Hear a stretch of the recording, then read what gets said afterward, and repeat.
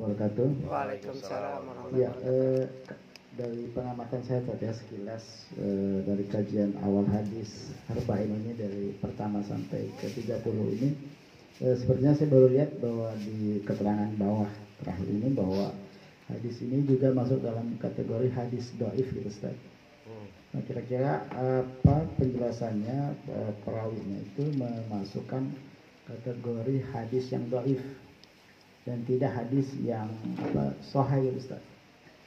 Kalau tidak salah kan di bawah keterangan itu ada bahwa iya Ustaz, di kitab ini bahwa hadis ini dikategorikan sebagai hadis dhaif lihat qawaid wa faid min arba'in an-nawawiyah gitu Ustaz.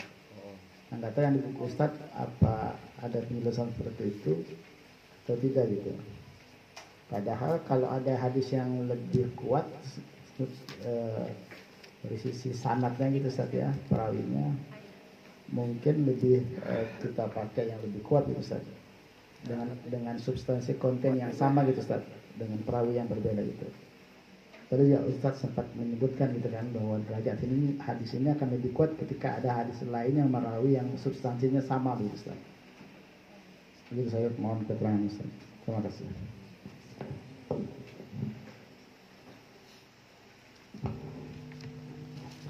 Ya.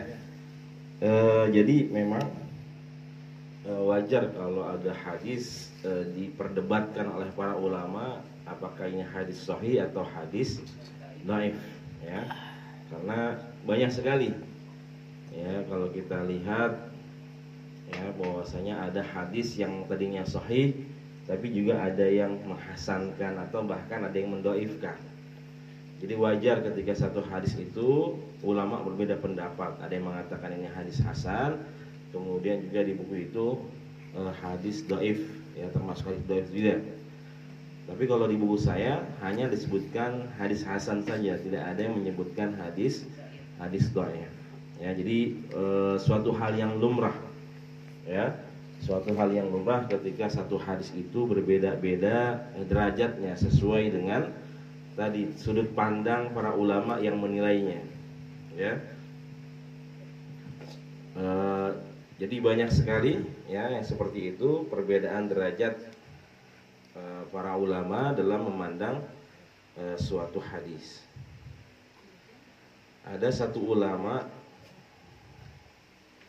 siapa tuh namanya, Anda juga lupa, yang diperdebatkan. Jadi beliau ini ulama kontemporer. Ya, ulama baru, bukan ulama hadis, tapi beliau suka merevisi atau suka menilai derajat suatu hadis. Ada yang tahu namanya? Orang Saudi.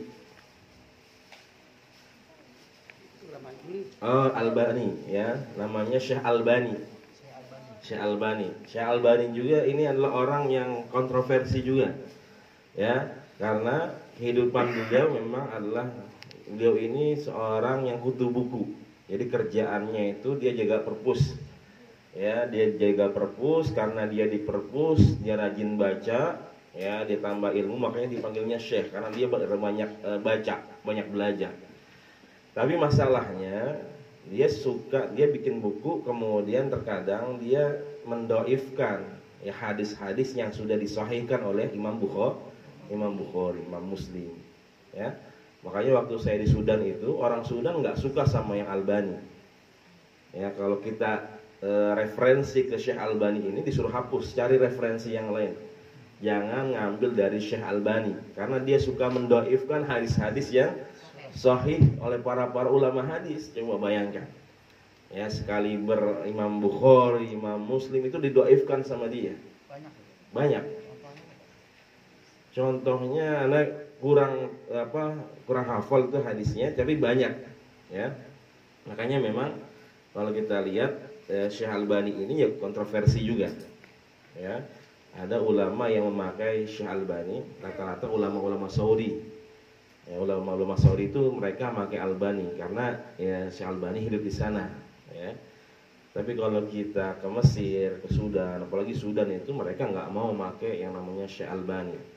Ya, jadi pakai referensi yang lain, jangan pakai Syekh Albani. Ya, Jadi arti apa tadi, bahwasanya wajar ketika ada yang dihasankan atau ada yang didoifkan, ya. Jadi sesuai dengan sudut pandang para ulama masing-masing, ya. Yang penting tadi bahwasanya ada ulama yang membolehkan kita untuk beramal dengan hadis-hadis sahih, ya, hadis-hadis sahih, ya, seperti itu.